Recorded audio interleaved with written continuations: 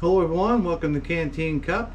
My name is Scott, and the weather said it was supposed to be showers. It rained pretty much all day today until just a little while ago, so we had to go do some work, which required a little bit of in the rain and a little bit of not in the rain, but I'm wearing my rain hat today. This is wax cotton, and down here in the south where it's humid as well as wet and rainy, I prefer to have a wax cotton hat because it allows my head to breathe. And I'm a cold weather guy and don't like the heat because I sweat a lot, and so wearing a hat like this is the best I can do with what I got. So I got a couple things I want to talk about today. I'm going to do an EDC pocket dump, and I'll talk about that in a minute. I want to take some time and talk a little bit about politics, not a whole lot, because this isn't that channel. However, I encourage everyone to vote, and I encourage everybody to do your research before you vote. Don't vote Republican because you've always voted Republican, or don't vote Democrat because you've always voted Democrat. Don't do it because your friends vote that way. Your vote is very important. It is a privilege to be able to vote. And take it seriously. It's a sacred honor that you have for your country. So regardless of which way you go, and that, again, this is not that channel, do your research. And, be careful of how you research, but have it in your mind why you want to vote for this person. How does this person align with your ideals? And I recommend that when you go vote, that you go and vote. There's a lot of stuff coming up there with this mail-in ballot stuff, and a lot of this stuff coming up with the absentee ballot thing. There's a lot, and I think there are people stirring this up on purpose, and I think it's going to be a mess. So if you want your vote to count, go and vote. Go somewhere where you have to show your ID if your state requires that, or go somewhere where you can say, yep, that's me, I'm going to go vote, and you get your ballot in your hand and you go to the machine. However your state does. There's a lot of states do different things, but go and physically vote. I think this election, more than any other, that's critical. We are going to go and vote. So that's all I got to say about that. Moving along, $6.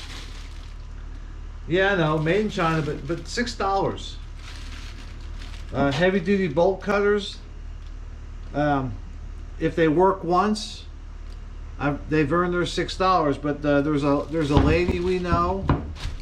She's Chinese, of course. She's 73 years old. And she's moving back to Taiwan, and she has a little restaurant that has some really, really good food there, and I'm going to miss that food.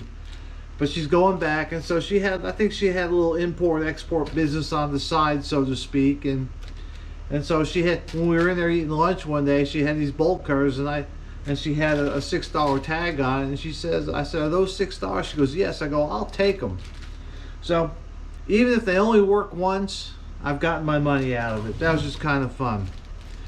All right, like I said earlier, I want to talk about EDC, and I'm going to do a pocket dump. If you've kind of followed my channel, every now and again I do one of these, and I do it for a reason. But today I want to talk about it a little bit. And I'm going to move these bolt cutters out of the way. And it's the philosophy of everyday carry. And my list may or may not be your list, may or may be somebody else's list, And so when you are determining what you need for EDC, just don't go to somebody's YouTube channel, mine or anybody else's for that matter, and look at all their stuff and say, oh yeah, that's perfect. Because that's really not what EDC is about. Everyday carry and the philosophy behind it are pretty much things that you plan on using daily, maybe with the occasional safety survival thing, but in general it should be stuff that you should have in your pockets, on your person, every time you walk out of the house. And it should be stuff pretty much that you use. And when you are developing your everyday carry checklist, you should be asking yourself questions like, do I use this? Do I use it even once in a while? Or have I had it in my pocket for 2 years and it's still shiny, brand new looking? Typically, you can load yourself up. You can make your EDC, 10 pounds worth of crap that you carry on yourself. You have a Batman utility belt and, and a fanny pack, a little fanny pack and all this other stuff. Or you can kind of slim down and trim it down to what you need. Now, for me, I probably do not carry as much stuff as a lot of people. And that's because over the years, I have really determined what I need every day. And it's not a lot. It's the same thing when I do a get home bag or a bug out bag. There's not a lot of stuff in there. I don't need a lot of stuff. When I was in the service, I was trained not to need a lot of stuff. I was a crew chief for a while, and as a crew chief, we had a survival vest. And there's not a lot of stuff in that survival vest, but that's what we had. And that's what we were trained to use. So when I get out in the other world now, I don't have a lot of stuff because I don't need it. But your mileage may vary. And so the first thing I want to do is I want to show you kind of what I wear as far as clothing. And this is a late summer, fall type outfit I wear. Shoes, of course, jeans or cargo pants. Right now I have jeans, but I'm going to step back a little bit so you can kind of see. I'm just going to hold my hands up, spin around. Not a whole lot going on. Do this. Again, not a whole lot going on. But this is my EDC and this is my pocket dump. And again, I don't expect everybody to adopt exactly what I have because your circumstances may be different, or you feel that you need to have more stuff. But I've been doing this sort of thing for about 50 years, and I've kind of got it the way I like it. And so I'm just gonna dump my pockets and explain a little bit what I got going on. The first thing I have with me is a little notebook. Again, you've seen this before. And I occasionally take notes in or I draw pictures. It's, when this one runs out, I probably chuck it and get me another one, but I always have a piece of paper so I can illustrate something to a friend, or I can write down a quick phone number, or if I have to leave a note somewhere, I can write the note, rip it out, and stick it in a mailbox or tack it to a door or something. But I always have something to write with. And again, I don't have anything real big. This is not a very big notebook, not very big. Here's my hand. I wear, I think this is a size large glove hand, if that'll help you. These are made by Rite in the Rain, and Rite is spelled R-I-T-E. This is what they call waterproof paper. It's pretty cheap, a couple bucks. But that's the first thing. On my side pocket over here, I have a pouch that I keep my cell phone in. And right now, I'm using my cell phone to kind of monitor me looking at the camera to make sure that when I show you something, it's actually making it into the camera. because I use a GoPro instead of my cell phone most of the time. So this kind of helps me. So in here goes a cell phone. This is made by 10-speed gear. This is really an M4 magazine pouch, but it makes it a really great cell phone pouch too. So kind of a dual purpose thing. I have a wallet. I have one of these slim wallets. I like them a lot. And then I carry a pen. This is one of those Fisher space pens. This is they call it the Bullet, I think. But it's just a write anywhere pen. Oop, that got a little loose. Good thing I checked that. And it's what, you know, it'll write underwater, or so they say. But I like it because when it's folded up, it's nice and small and fits in my pocket. And then I carry a Big Flick. This is one of the mini ones. I bought this back in 2013. Still lights. I don't use it for, I don't smoke, but I keep a lighter with me because every now and again I need some fire to melt some nylon cord or to start a fire, or my friends need to start a fire, so I always have a little something. I keep another one of these in my get home bag, and so there's a little bit of redundancy there, but that's all. And then in this pocket, car keys. And then for a knife, again, I carry a lot of different knives. This is a Buck Folding Hunter Light version. It's got a belt clip. It weighs about a third as much as the old Buck 110. The steel is plenty good. I carry this. I also have a Benchmade knife, which I paid a whole lot of money for, but they do the same job. And then sometimes I just carry a pocket knife. As long as I have something to cut with, that's what's important. And then bandana.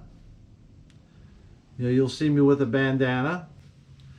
And of course, say with the, you know, with the COVID-19, some people say, oh, you got to wear a mask. I just whip the bandana out. I'm not sure a mask is a good thing. And then finally,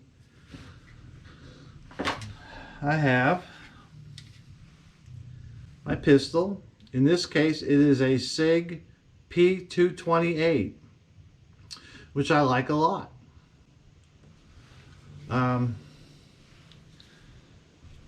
Your mileage may vary, but I carry a SIG. I like a SIG, and as you can see, this is a compact size SIG, and I gave you a twirl around that, you know, it hides well. If you, in another video, recent video, I said the real secret to carrying concealed is not the size of the pistol, it's the holster and the belt. And as long as you're carrying your gun in a good holster with a good stiff belt, probably you'll do just fine. I wear this all over the place. I was in Sam's today. I was in a couple different stores. So you can carry full size. You might ask, why do I like a full size, or in this case a compact, over some of these small mini guns? Accuracy. The weight of the gun helps reduce recoil, and you have a longer sight radius, so you get on target faster, and then your hands have something to grip. Recently I bought another pistol, which I have in another video that I talk about, but I tried some of these really small pistols, and while I didn't shoot them, I wasn't really comfortable with what little grip I had. My hands are fairly large. They're not huge, but they're fairly large, and these little guns, they're just not good for me. So if I'm going to have to draw a weapon and use it, I want to be the most accurate and do, you know, the most I can do to stop somebody from hurting me or my family. And that is, for me, carrying a slightly heavier weapon with a bigger grip and a longer sight radius, and being able to exercise gun control, which in my eyes, gun control is being able to hit your target and not harm any innocent bystanders. And so that's why for me, carrying the weight is better. So that's my EDC. And if you go back throughout my other videos, you'll see that my EDC is very similar. And I do this for a reason, to show you that, yeah, it doesn't change much,